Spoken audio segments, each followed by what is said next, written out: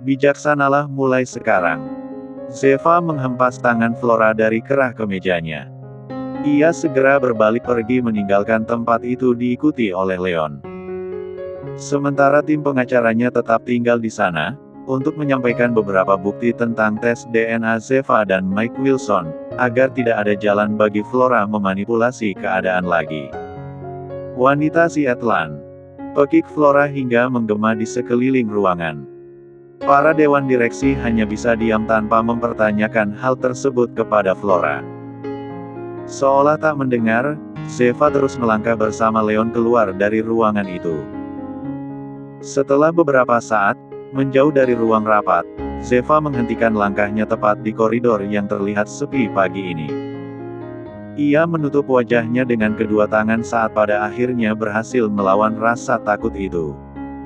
Tidak pernah terbayangkan olehnya, untuk sampai di satu titik yang mengharuskan ia berdiri di hadapan banyak orang seperti tadi. Menyadari suara isak tangis sang istri, Leon langsung mendekap Zeva dengan kehangatan. Sudah, semuanya akan berjalan baik. Kamu wanita yang hebat, sayang. Kamu sudah melakukan hal yang baik. Jari jemari Zeva mencengkeram erat pinggang Leon.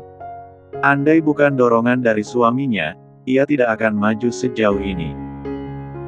Sedalam apapun luka dari masa lalu yang menyebabkan hidupnya dan sang ibu menderita, Mike Wilson tetaplah seorang ayah yang membawanya ke dunia ini dengan penuh cinta dan kasih sayang. Terima kasih. Jujur aku takut saat papa bangun nanti beliau tidak akan menerima aku sebagai anaknya. Karena di matanya aku hanyalah wanita rendahan. Tidak sayang, jangan bicara seperti itu. Aku yakin papa kamu akan menyesali semuanya. Jangan menangis lagi ya Zeva, bukan ya, Mazaya Wilson. Zeva melepaskan pelukannya seraya menyeka air mata yang membasahi pelupuk mata. Perlahan ia menggelengkan kepalanya saat merasa tidak setuju dengan ucapan Leon. Zeva Karenina, aku tidak akan mengganti nama yang telah Ibu Panti berikan. Nama ini telah membawaku bertemu kamu. Leon terkekeh kecil seraya mengusap pelan pucuk kepala sang istri. Oke, aku paham. Kalau begitu sekarang kita harus cari makan, ke rumah sakitnya nanti siang saja, setelah aku jam istirahat kantor. Baiklah, hari ini kita makan di tempat favoritku, kamu harus coba mie di sana sangat enak. Kedua pasutri itu melanjutkan langkah sambil berpegangan tangan.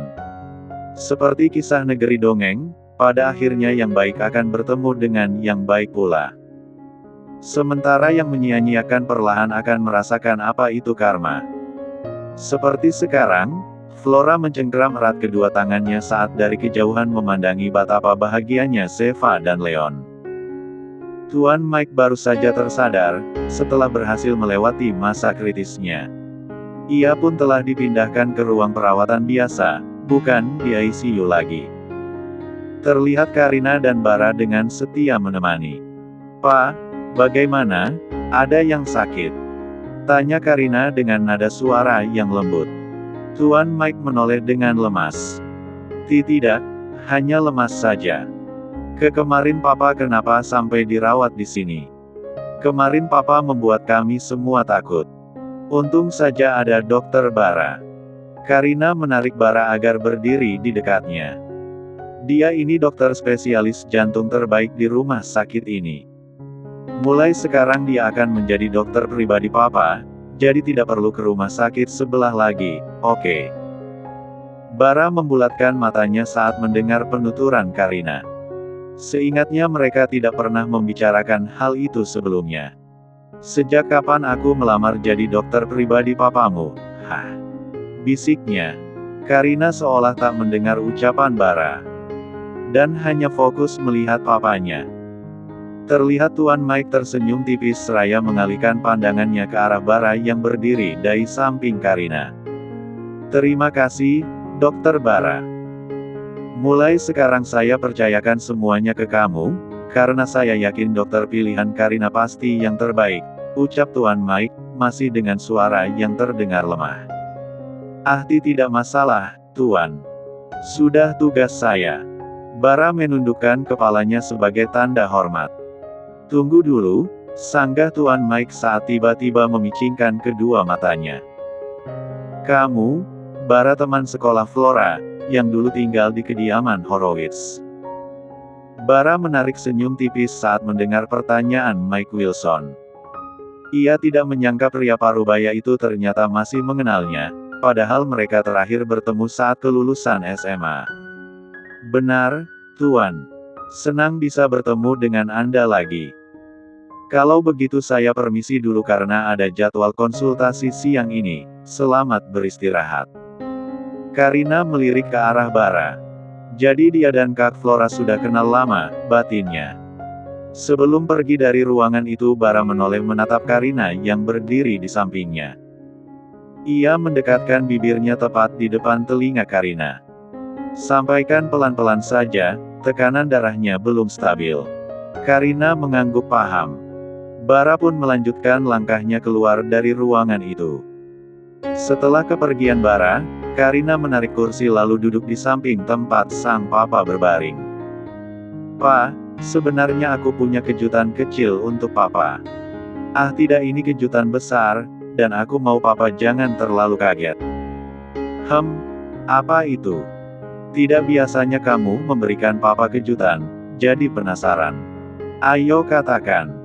Tuan Mike yang terlihat tidak sabar terus menatap sang putri penuh selidik. Sementara Karina berusaha untuk meyakinkan dirinya bahwa saat ini adalah waktu yang tepat baginya mengatakan semua tentang Zeva dan kalung itu. Perlahan Karina merogoh kantong celananya untuk mengambil dua kalung yang telah dipercayakan kepadanya. Ia meraih tangan sang papa dan meletakkan dua kalung itu di sana. "Sekarang kalungnya, aku kembalikan, Pa. Karena kalung itu sudah menemukan temannya." Tuan Mike mengerutkan kening seraya mengangkat tangannya. Ia menatap dua kalung yang sama persis kini berada dalam genggamannya. Sontak kedua mata Tuan Mike mulai berkaca-kaca saat melihat sepasang kalung yang telah lama terpisah jarak dan waktu. Dalam kondisi setengah berbaring ia masih terlihat memastikan apa benar, kalung itu adalah milik anak dan istrinya. Setelah beberapa saat ia kembali menatap Karina. "Dari mana kamu menemukan kalung ini, Nak?" "Aku bukan hanya menemukan kalungnya tapi juga pemiliknya. Anak kandung papa masih hidup, selama ini dia berada di sekitar kita dan dia adalah..." Brak. "Bohong, Uncel. Jangan percaya kata-katanya." Flora yang tiba-tiba saja datang langsung menarik Karina agar berdiri dari posisi duduknya. Sudah aku duga. Kamu pasti bersekongkol dengan wanita si Atlan itu kan?" Suasana yang tadi diselimuti rasa haru kini buyar seketika. Karina menghembuskan napas berat lalu menarik tangan Flora keluar dari ruangan itu. Jangan sampai Flora membuat kekacauan di saat seseorang yang baru saja melewati masa kritis, membutuhkan ketenangan. Tuan Mike hanya memandangi kepergian Flora dan Karina dengan perasaan bingung. Kedua kaki Karina terus menapak langkah demi langkah menyusuri koridor rumah sambil menarik tangan Flora. "Anak pungut, lepaskan aku." Langkah Karina terhenti sesaat setelah sampai di tempat yang cukup sepi, tepat di depan dinding kaca yang mengarah langsung ke jalan raya di depan rumah sakit. "Aku tidak menyangka, kau bersekongkol dengan wanita sialan itu, demi menghancurkan aku. Kau sama tidak tahu dirinya seperti dia," seru Flora dengan kesal. Entah bagaimana lagi cara Karina untuk membuat Flora berdamai dengan keadaan. Satu hal yang bisa ia lihat jelas dalam diri kakak sepupunya itu, yaitu tanpa sadar Flora hanya terus memperburuk kualitas hidupnya sendiri. Dibelenggu ambisi dan keserakahan membuat Flora kehilangan jati diri sebagai seorang wanita yang terlahir dari keluarga terhormat. Kakak kesal seperti sekarang karena gagal mendapatkan posisi di perusahaan papa, iya, kan? Yang ada di pikiran Kak Flora hanya uang dan uang. Karina mengepalkan kedua tangannya saat merasa tak tahan menghadapi sikap egois Flora. Apa kakak pernah kekurangan selama hidup di bawah asuhan papa, tidak kan? Seharusnya sekarang kakak menunjukkan bakti sebagai seorang keponakan yang diasuh sejak kecil oleh papa. Coba kalau kakak berada di posisi Kak Zeva, hidup dengan status anak yatim piatu yang serba kekurangan. Seharusnya kakak senang saat papa menemukan mutiara buah cintanya, bukan malah bersikap seperti ini. Diam kamu. Flora mendorong Karina hingga membentur tembok. Ia mencengkram erat kedua sisi pundak sepupunya itu dengan kesal. Dari banyaknya orang di muka bumi ini, kenapa harus dia? Aku sangat membencinya. Tapi kamu malah membawa dia masuk semakin jauh ke dalam kehidupanku yang dulu sangat sempurna.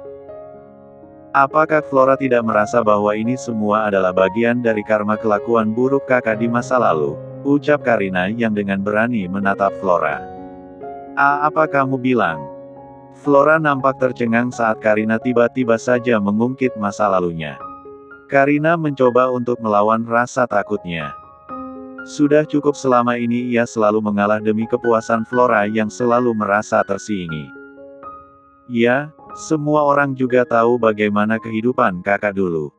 Apa perlu aku sebutkan skandal kakak satu persatu? Cek, sepertinya akan membutuhkan banyak waktu untuk membahasnya. Kak Zeva, ditakdirkan untuk menempati posisi yang dulu kakak tinggalkan, baik itu sebagai istri Kak Leon, ibu untuk Lily dan sekarang pewaris perusahaan. Bukankah ini yang dimaksud dengan karma? Kau, Flora mempererat cengkeraman tangannya di kedua sisi pundak Karina. Anak pungut tidak tahu diri, kau tidak lebih dari sampah yang mengotori keluarga Wilson. Kata-kata merendahkan yang selalu keluar dari mulut Flora seolah sudah kebal di telinga Karina. Sejak pertama kali ia diangkat menjadi anak di usia 9 tahun, Karina seolah sudah kenyang dengan cacian Flora. Apa benar aku hanya sampah di keluarga ini?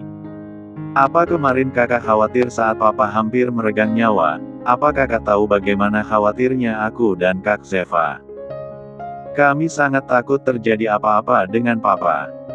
Di saat seperti ini kakak malah memanfaatkan kesempatan untuk mengambil semua aset papa.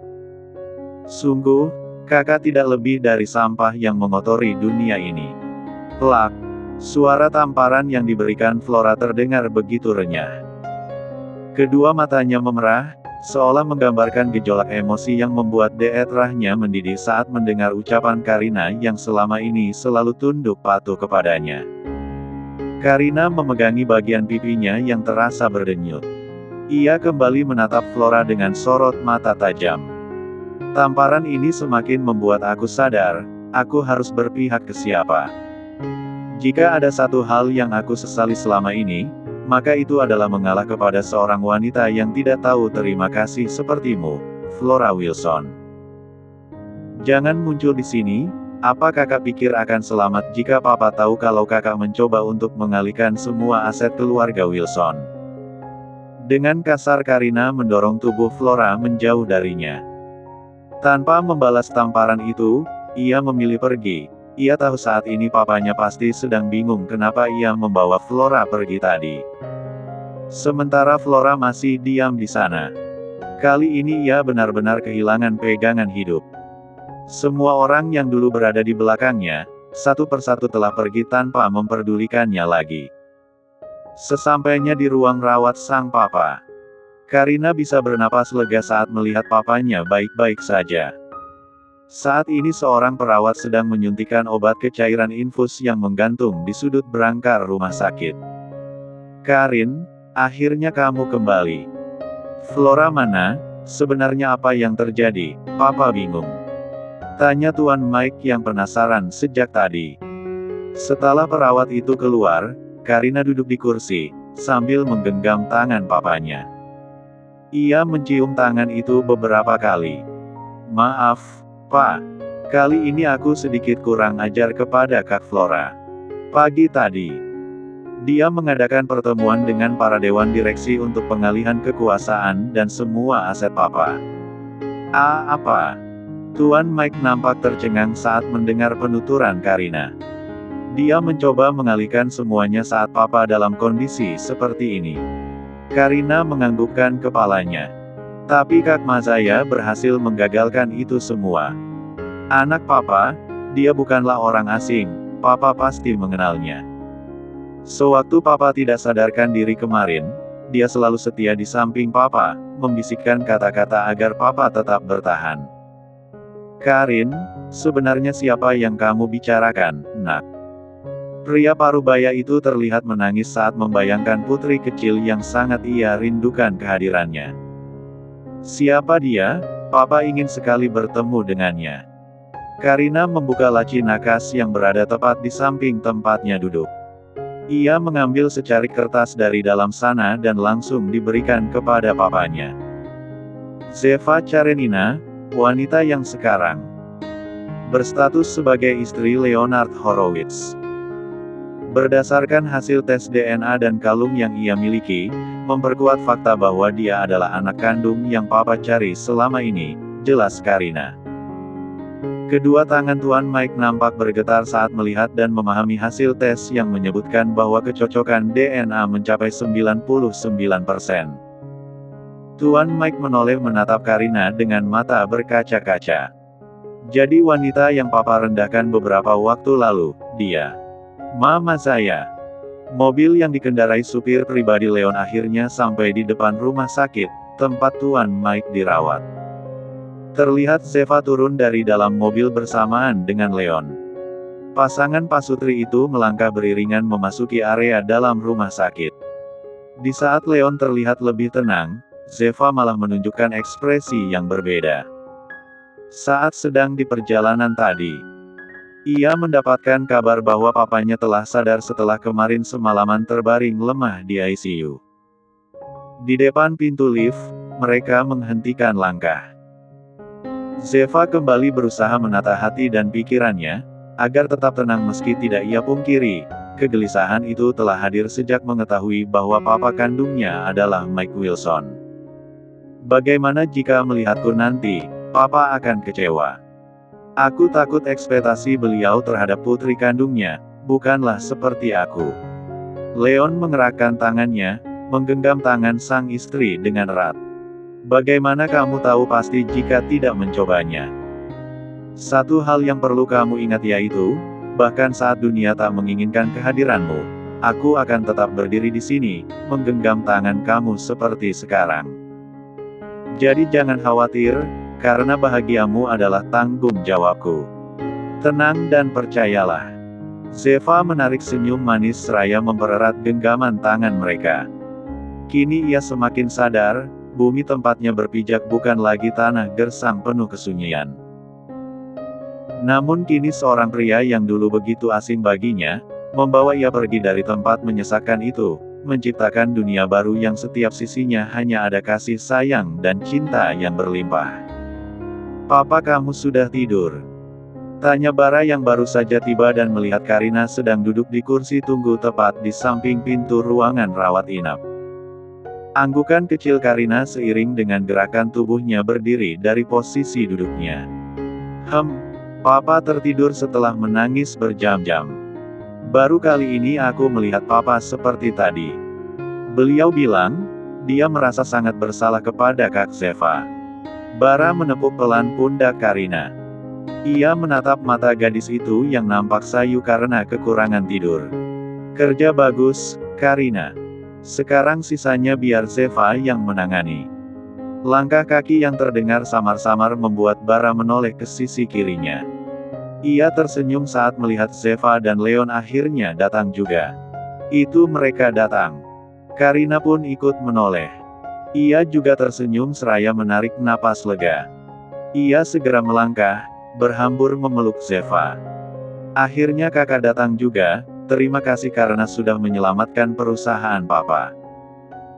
Tangan Zeva mengusap pelan punggung adik angkat yang hanya selisih 1 tahun, lebih muda darinya. Tidak masalah. Kita sama-sama anak papa, sudah menjadi kewajiban untuk melindungi papa. Seharusnya aku yang berterima kasih, kamu telah melakukan banyak hal baik dan aku sangat menghargai itu.